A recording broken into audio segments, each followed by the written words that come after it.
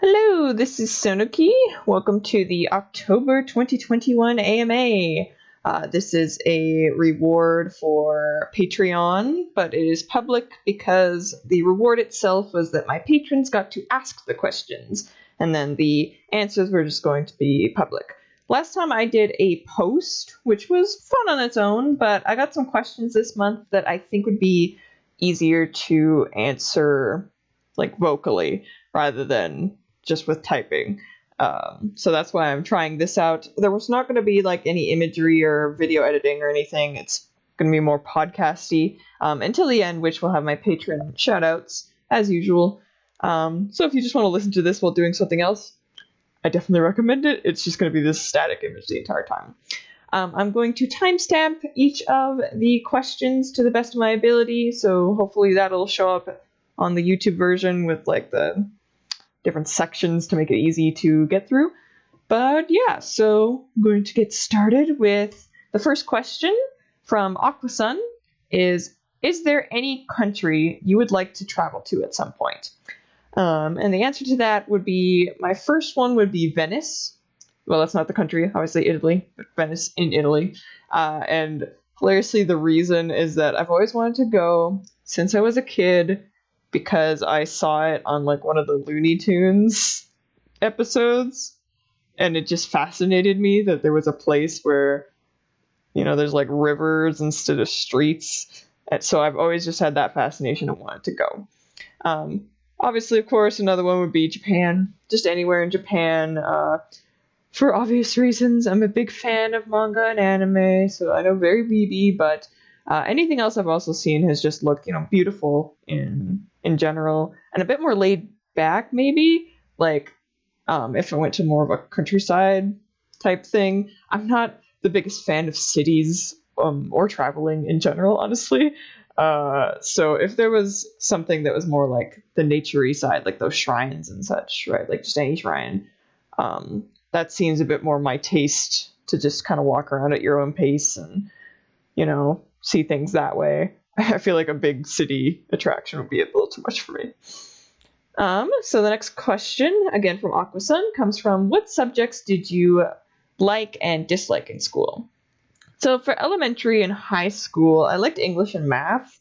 I wasn't a huge fan of gym because I wasn't exactly in good shape. Not really in the best of shape now.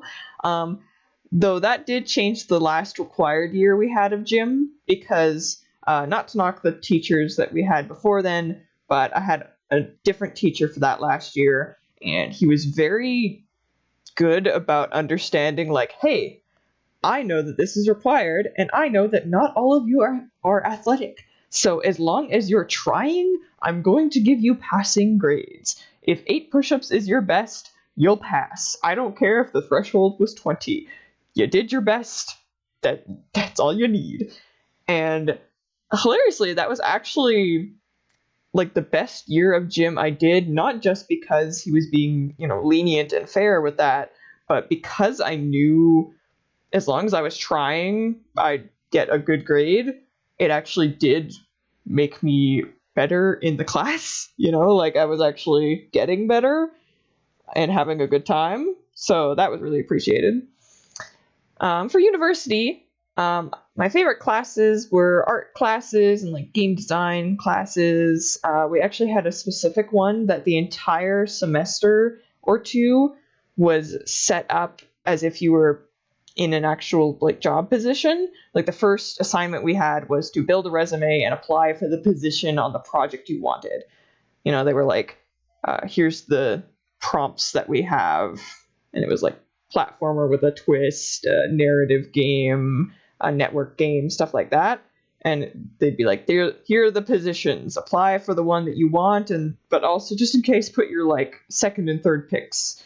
And some people did actually get the exact role that they wanted, and it was just really, really cool. And we had meetings and stuff, and getting to see everybody else's games was awesome. Dislikes for university is harder because I picked my own classes, so I didn't really pick any that I didn't like. Worst would probably just be any class that had a really boring professor, because you'd just be falling asleep. So, next question. Again from Aquasun. I let people ask multiple questions. The question was, what kind of comics have you read? Do you find that you gravitate to a specific genre or kind of comic? Manga, superhero comics, graphic novels, newspaper comics, web comics, etc. I've read a lot of different comics over the years. I think I would say every single one of those, manga. Maybe not superhero comics, like I've obviously seen them, but they've never really been my thing. I do like graphic novels, newspaper comics. I'd always read them when going to my grandparents' house. That was probably the extent. But I do have a book of Calvin and Hobbes, which is great. I don't keep up with too many web comics. Sleepless Domain and Clockwork are probably the two that I keep up with the most. But it's a lot to remember, like, all of them. I would say I mostly go for manga first and foremost, and rom-com.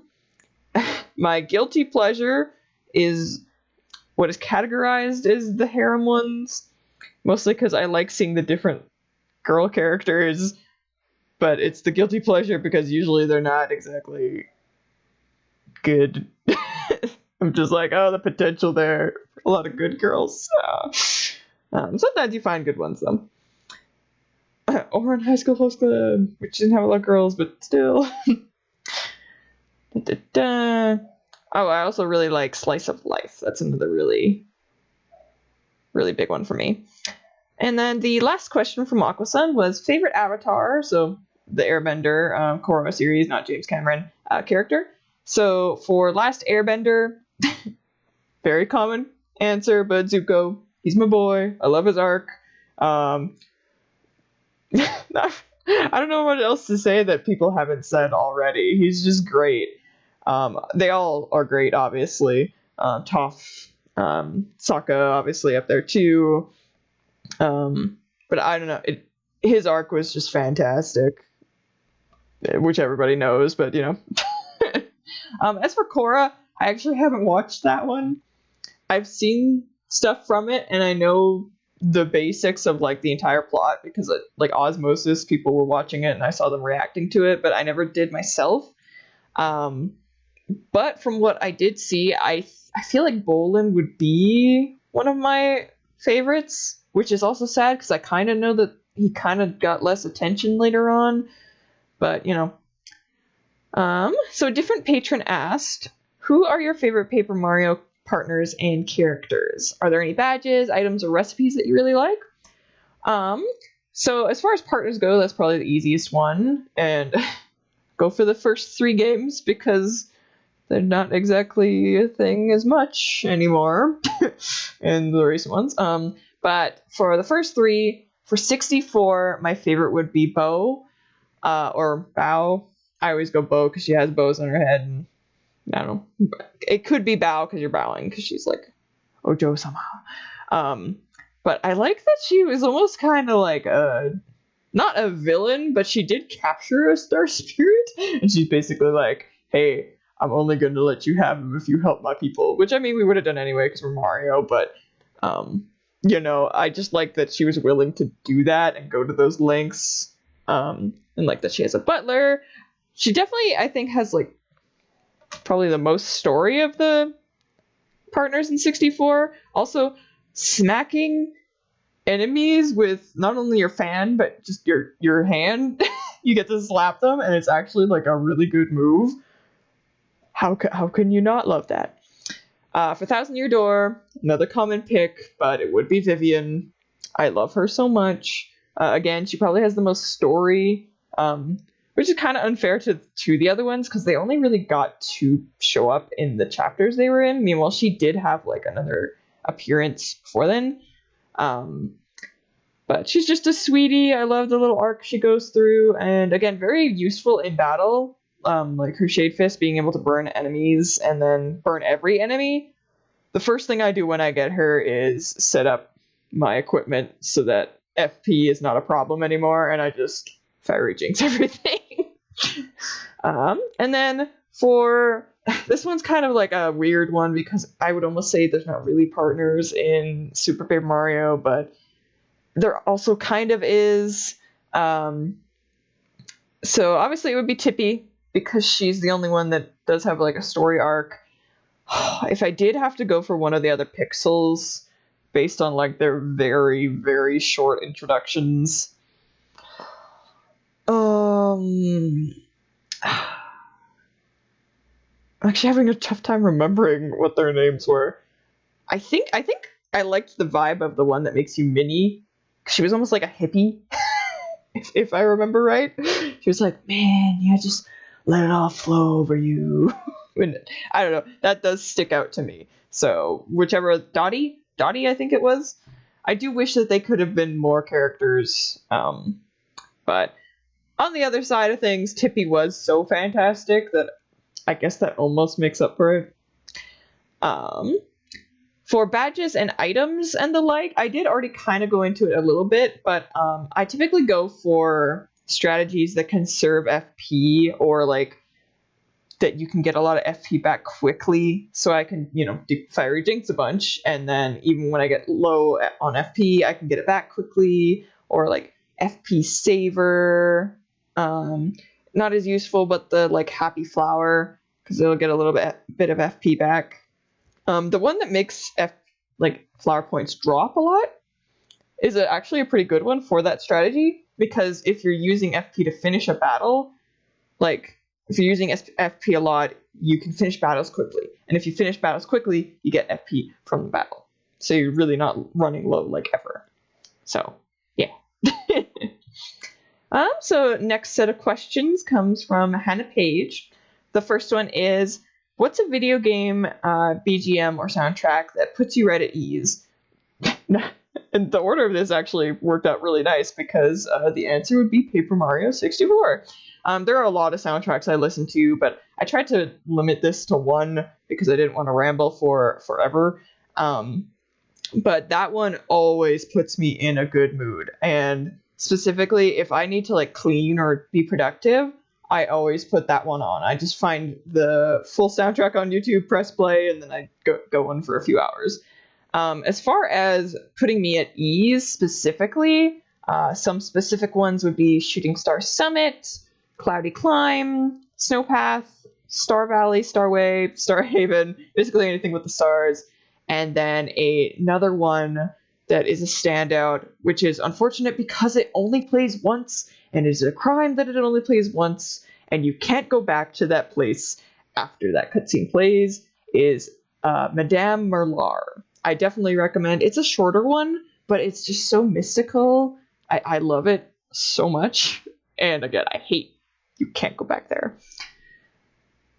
So this next question, again from Hannah, is, so if you can answer this, just how many pages of lore is scribbled down for Into Minds, which is an original story of mine. It's like a choose your own adventure thing. She says, I know I could write an actual academic essay on the magic system in my world, so I was curious. Okay. So I have a lot written down for Into Minds. A lot. So much so that I'm obviously not going to go over all of it there, and I don't know how many pages because it's kind of all over the place. But from just a glance at my Google Drive, I have camp and inn conversations, so like different topics each party member can talk to each player character, little arcs, stuff like that. Character backstories, main conflicts, why they stay in the party, development, derailments, just kind of keeping that all in one place. The beginning 3 documents that have all the choices and branches I've written so far for a courtship party. A specific event document, which I had like a very clear idea for and didn't want to forget it. Some to-do lists in there to make sure I'm keeping things in order. List of locations in the world, so like small lore of each place, where each party member's from, interesting climates, meaning of the town names, stuff like that. Names that I've liked that didn't fit elsewhere or weren't chosen but could be later, because I like to do that so that it's a bit easier rather than scrolling through a really, really long list of names. I can already have the ones that I like already there. A types of spell document, which has 85 spells in there, and summary documents dating back to 2017 of me and a good friend talking about things that happen, which there's so much there. because that's my main way of brainstorming, is I like to talk with people about it, and Discord is wonderful for that because it's in text and I can get it and save it. But yeah, that was just in my Google Drive. I have way more on my actual computer. Forgive the phone there. Forgot to put it on silent. But yeah, it would take a long time to fully go over that. But and I haven't worked on it in a little while now, but I do have high hopes because I've been writing like a fanfic lately, which has been really interesting to get back into a non-choice narrative, like no branching or anything. So I think I'm relearning things there that are going to be useful for ITM, which is exciting. So yeah. Okay, so this is one of the questions that I actually wanted to do the recording for specifically, and I actually even might cut this and make it its own video like alongside this, just because I do think it might be useful for people specifically looking for this. But the question is, what advice would you give to someone interested in drawing but wasn't sure where to start?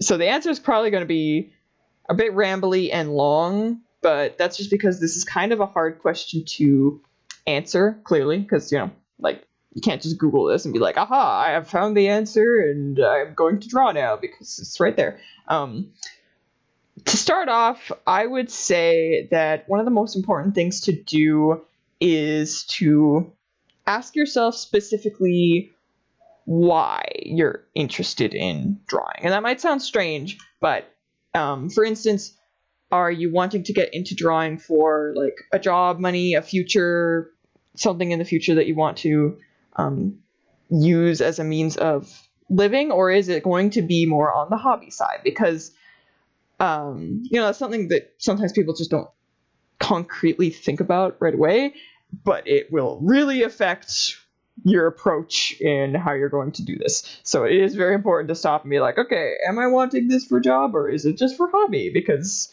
like I said, that'll really change how you're going to go about this. So for the purposes of this, I'm going to assume that it's more on the hobby side, just because for the job side, one big part of it is like specifically what job you're looking at. Like, is it sprite work? Is it illustrations? Is it animations? And the list of advice for each one of those specific jobs is going to be different. So I feel like trying to cover that here would not be a very good use of time. So we'll do a more broad hobby approach. But if it is different, if you're looking for, the money or job side of things, just ask again next month and I'll be happy to help out there. So in terms of hobby, one thing you're going to want to look for, I would say, is try to find something you like to draw first. And this is going to be one of, I guess, maybe a hot take, but if you're just drawing for fun, and that's just, you just want to sit down after like a long day of work, have a piece of paper and be like, I'm having fun with this. If that's what your goal is, I would say the basics are great, like looking up online just the basics of drawing, like the circles, sketching, all of that stuff. But also, I would say don't stress too much about all of those things. Like getting everything right, like, oh, I gotta get anatomy and perspective and color theory and, all of that, blah, blah, blah. I would say don't stress as much about that if you're just doing it for fun. Because if you're just doing it for fun, the most important thing is that you're having fun with it. And I do know from personal experience as well that sometimes all of that can get very overwhelming when it actually pushes people away, because they're like, oh god, there's just this list of things I have to learn to do this hobby. I don't know if I want to do that. And you know what? Sometimes I don't want to do that all the time. And again, if you're looking for fun and you're looking at the list of things that are more technical and you're like, that doesn't seem fun, don't stress as much about it. Okay? Because at the end of the day, it's for you. It's for you to have fun, and it's expression. It's expressing what you like, it's expressing what you have fun with, it is expressing maybe colors you like. Even if they say don't go to color theory, who cares? It is expressing you. That's the important part. Relatedly, it is hard, but try to ignore the concept of, you can't see me, but quotation marks heavily here, good art. I really think what stops a lot of people from pursuing art is they go, I'm not good at it. Quotation marks.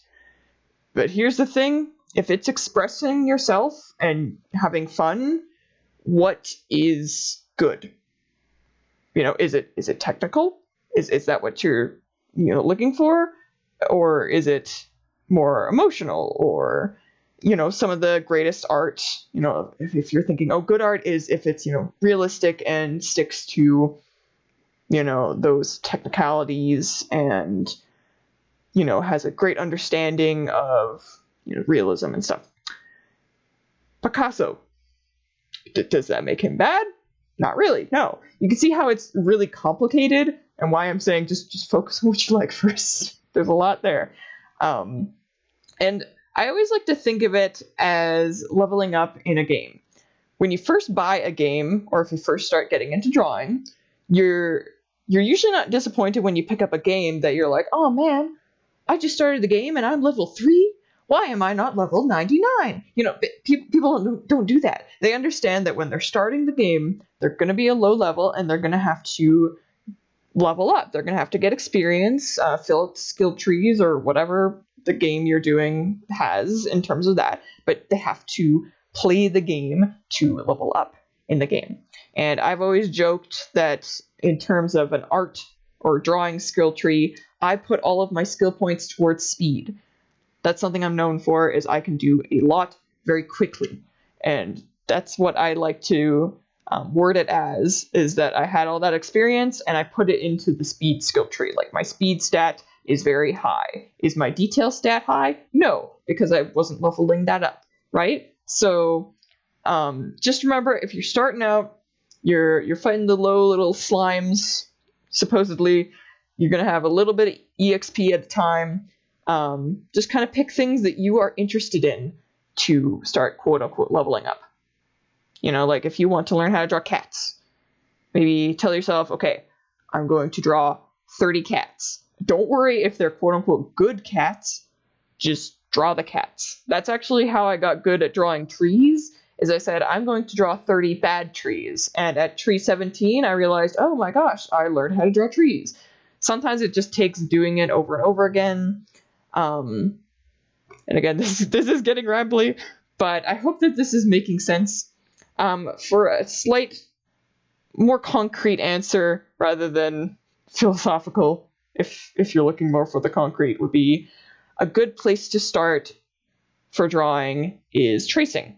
Obviously, you never want to trace something and go, oh, this is mine, I did this all from the beginning. No.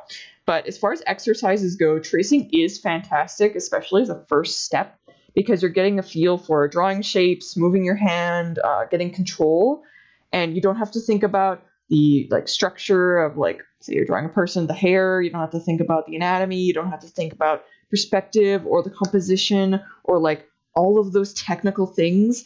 If you're just tracing something, you can just focus on the feeling of drawing and getting used to that and being like, oh, okay, this is kind of how it feels to draw an eye. This is kind of how it feels to draw the hair. You don't have to think right from the blank canvas, oh, what do I want the colors to be? Oh, what do I want the background? You don't have to think about any of that. You can start just by tracing something that you like and maybe even learning a bit about, if you get a piece from artists that you like, you could start learning, oh, what are they doing? Oh, this is how they do hands. This is how this person does hair. You can start learning their specific quirks, and you can start learning what you like about the things that you're tracing. Sometimes you might be tracing something and go, I don't like this. You might be like, this pose is great, but I don't really like, how they rendered the hair. So that would be my concrete advice on where to start with drawing. I hope the philosophical stuff didn't like scare you off or anything. But yeah, that's a lot for that answer. I hope it was at least somewhat comprehensive. Okay, and then the other hard art one that I wanted to record for is, how do you normally deal with art block or writer's block? And obviously this is a very hard question. I'm gonna do my best. Please forgive me if it's not straightforward. I didn't even write anything for this because it is a rough question to answer. Though at the same time, I do feel like I am simultaneously very qualified to answer this question and not qualified to answer this question. Very qualified because if I'm being honest, I have not had art block or writer's block for, oh my gosh, maybe even almost 10 years now. I just one day kind of came to a realization with my art and what I wanted to do, and it just went from there, and I haven't had much problems with that, which I'll try to go over for this answer. But you can see how that simultaneously makes me not qualified, because how do I deal with something I haven't dealt with in years, right? It's difficult. But I would say in terms of the most concrete thing that I can answer, that I can observe from my own process that I think has helped a lot, let yourself have breaks. And that might sound strange because if you know me, you know that I put out a lot of art. Like a lot. I said before, I'm known for speed. I'm known for making a lot of pieces like a snap. And you might be like, that's a lot. What are you talking about? You're making a lot of art. What do you mean have breaks? You clearly are drawing like almost every day or something. What are you talking about? So I put out things every single day. That actually doesn't mean I'm drawing every single day. Sometimes I do have weeks where I do, but I have made it so that for my comic blog, for instance, this is the easiest one for me to outline. I have a lot of comic ideas just ready on the side already, okay? So when a new month comes and my patrons have decided on what series they would like for the next month, I actually just went through the process. So next month, for instance, is Rune Factory 4. They decided on Rune Factory 4, and that poll closed on the 15th of this month, October. So November's comics are Rune Factory 4. There you go. And I knew that November's comics are going to be Rune Factory 4 from October 15th. So that gives me 16, because there's 31. Basically 2 weeks and a little bit to prep Rune Factory 4 comics now for November. I do comics every second day. November has 30 days, so that's 15 comics. So basically a comic a day, essentially. My process that I do is I took, I think, 2 hours. I sketched all of them. And my sketches are very, very brief. Like, I'm talking circles. I write the dialogue. There might be a face if I have a very specific idea, and that's it. Like, maybe an arm if I need to know, like, oh, they're gesturing or something. But that's it. Just these little circles, the dialogue, it's sketched out, it's done, basically. So 2 hours, got those 15 sketched out, and then I stopped there. I was like, that's it. That's all I needed to do that day. I finished. Maybe took a day off, did my day job, watched videos, and then I went, I feel like drawing again.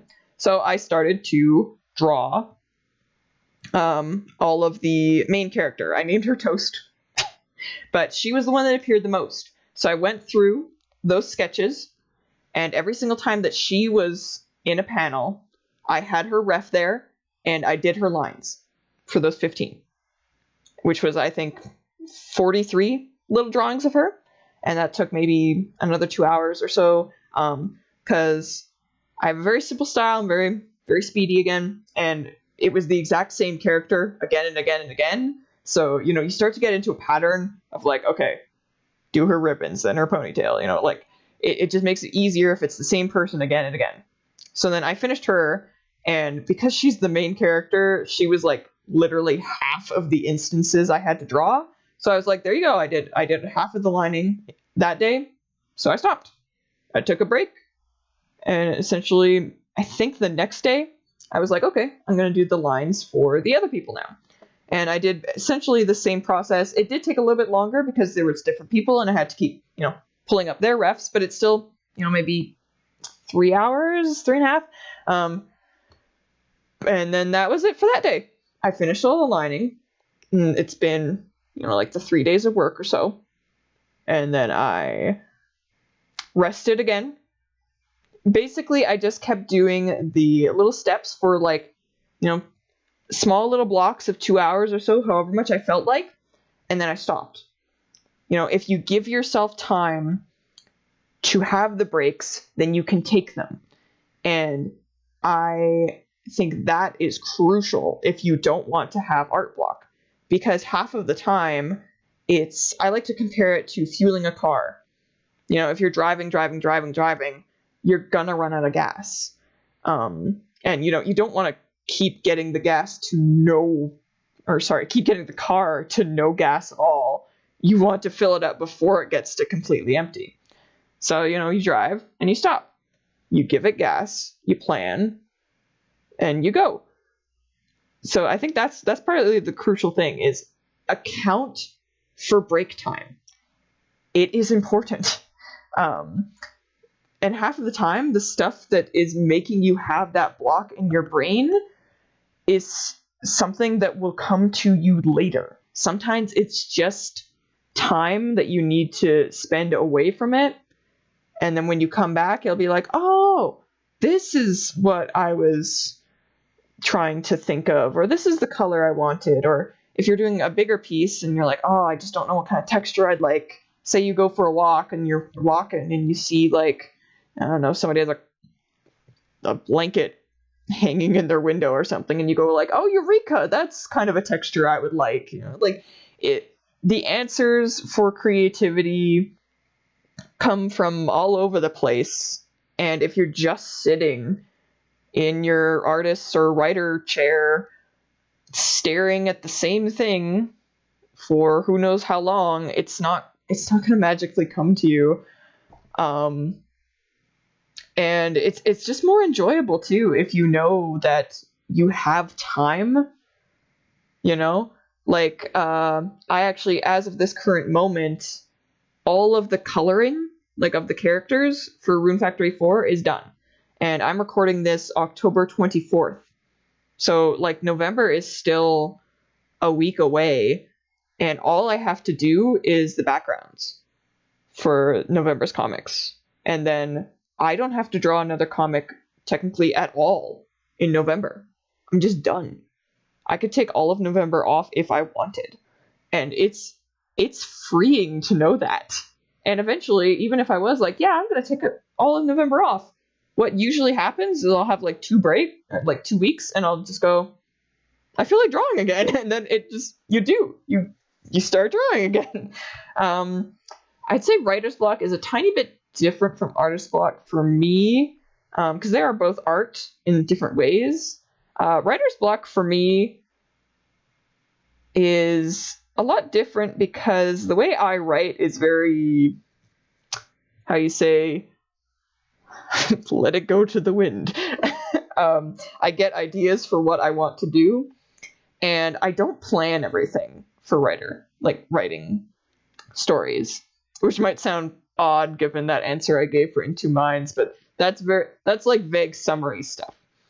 That's the kind of planning I do, is I leave things very open because I like to let the stories be more organic and go in different directions. And if I plan too rigidly, I find that can't happen, and it doesn't work for me. I can't have it be like, this is exactly what has to happen at every single moment. It's more like, this is a crucial moment. I don't even know exactly where it is. It's more these characters have this rough thing happen. How did they get there? I don't know. We'll figure it out. But because I know that's kind of down the line, I'll be writing a scene and I'll be going, ooh, this could be a good opportunity to hint at that thing I know is going to happen down the line. Or, ooh, they're getting into an argument now.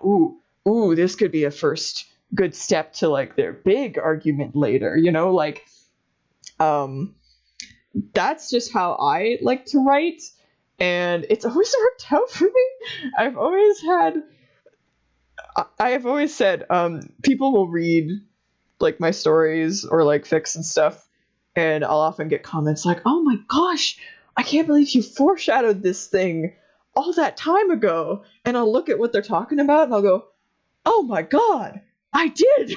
I did foreshadow it. Like I don't plan that stuff. I just kind of I'm along for the ride basically. Like I know a little bit of like spoilers, I guess, but like I'm basically reading the story as I write it.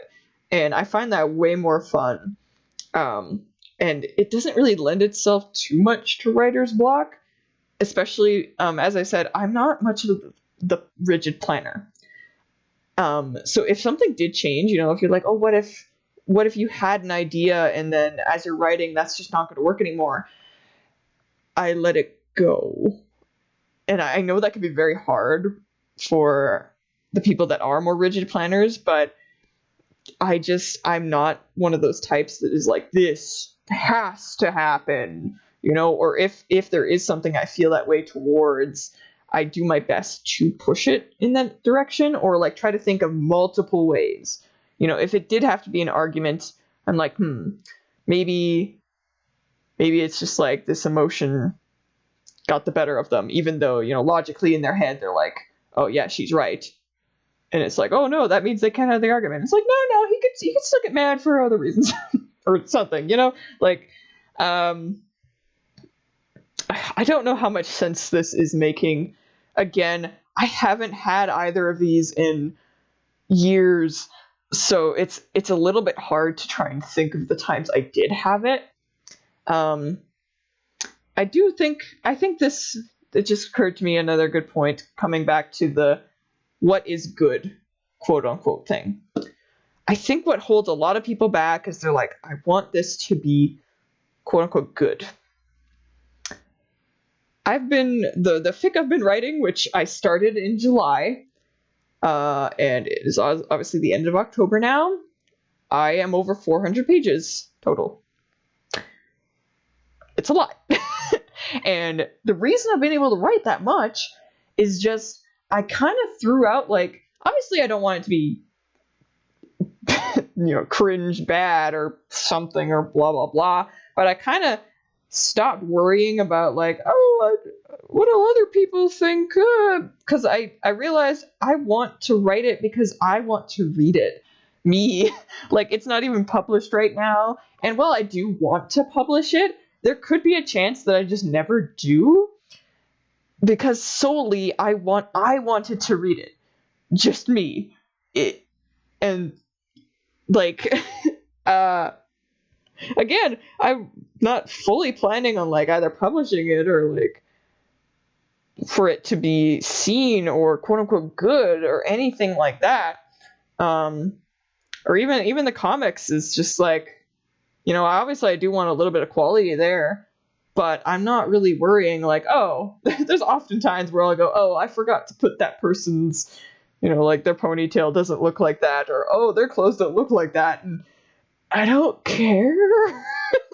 Like, because the aim that I have is not like, oh, this has to be a printed beautiful comic, or this has to be, this has to be the next Shakespeare writing thing. And I get wanting to do that and making like an impact, but to me, I don't value the super high quality, oh, this is magnificent, oh, they're going to be on all the talk shows, famous, goal, I guess, as much as I just want to share this idea with people, have a laugh or two, have conversations about it, and then move on to the next thing, like, I think that hesitation there is a big part of the block people have, is that what if, well, what's the reaction going to be? What's the, you see a lot of people, myself included here and there,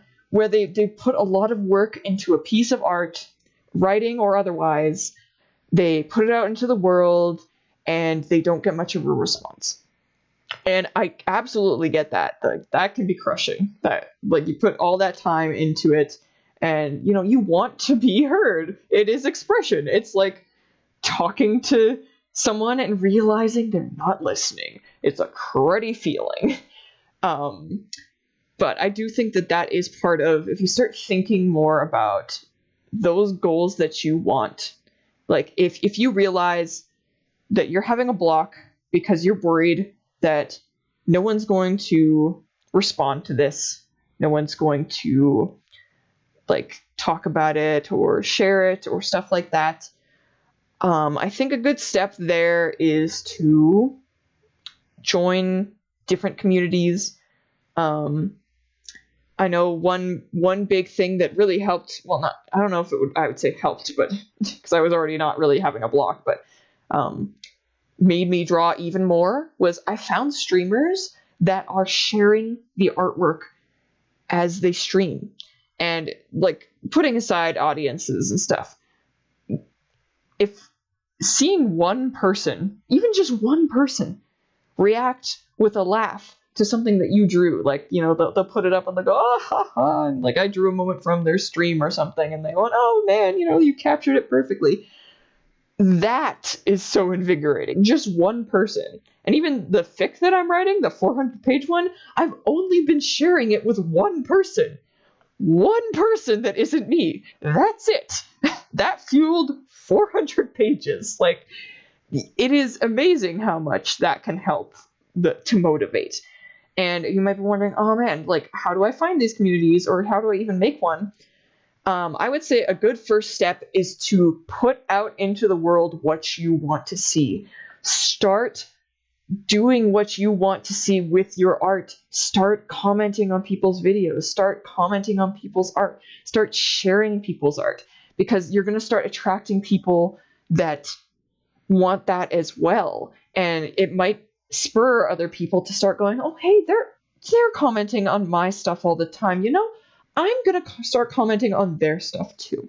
Or just starting an initiative or something, like, hey guys, this next week is going to be like, I'm going to be picking people's, like a I scratch your back, you scratch mine sort of thing. Like, if you comment on my piece, I'm going to find a piece of yours, or like, you can share a piece that you want me to comment on, and like, make it an event, and then follow through on your word. If somebody comments on yours, make sure you comment on theirs. Obviously, if it's like 1,000 people end up somehow coming and being like, yeah, comment on my stuff, do what you can there. There are limits to how much you can do. But, it can start like a snowball effect. And that can help to get people talking, get that motivation up, that sense of community, which I think will help with art block, writer's block, because you can start finding people to talk to and go, like, sometimes even in comics, if I have a thing where I'm like, oh, I don't know what to do for this line, or I have 2 ideas for this face and I can't decide on one, I share it with people. I'll go in my patron Discord and go, hey, which one of these faces looks better? Which line is better? And people will give their input, and that helps so much. Again, I hope this is comprehensive. I'm not sure where I can go from here, but I do hope that helps somebody. If you have specific questions, feel free to follow up, put a comment or something, or send me a message on Twitter or something, just anything. I would like to help with that as much as I possibly can. Obviously, I am just one person, so I can only do so much, but that is my ramble right now on art block and writer's block. And you can understand why I wanted to have this be a video rather than a text post, because that would have been just all over the place. And that actually was the last question for the October Ask Me Anything. Thank you for everyone who asked a question. These are always really fun. There's always a different amount of questions and different topics. And I just have fun talking about things, clearly. But yeah, I hope these answers were fun and that you got something out of them. I know I did. I found this really fun. I hope the audio was okay. I'm trying these new headphones with a mic in them. I'm really sorry if it's not. But now I'm going to go over to my end screen to thank my lovely patrons, the people that asked the questions here. I'm oh so thankful for anyone and everyone who supports me. It is just great, and I always want to find new ways to show that appreciation. You can see their NPCs here coming across the screen that actually do feature in some of the comics that I have. You can find out more about my Patreon as well as some links from my patrons in the description. And if you do want to ask a question for next month's Ask Me Anything, you can totally go ahead. It's open for any patron at all. As long as you're a patron, you can ask questions when I make the post next month. And then we'll probably do another video just like this one. And that is about all. Thank you so much for watching. I really do hope that somebody got some use out of this. Do let me know if you think the art questions in particular should be their own video. They were largely the reason I wanted to make a video, just because of how complex those kinds of questions are. But yeah, if it did help people, then I would be more than happy to make a separate video that is just those questions on their own, if it made things easier. But until next time, bye!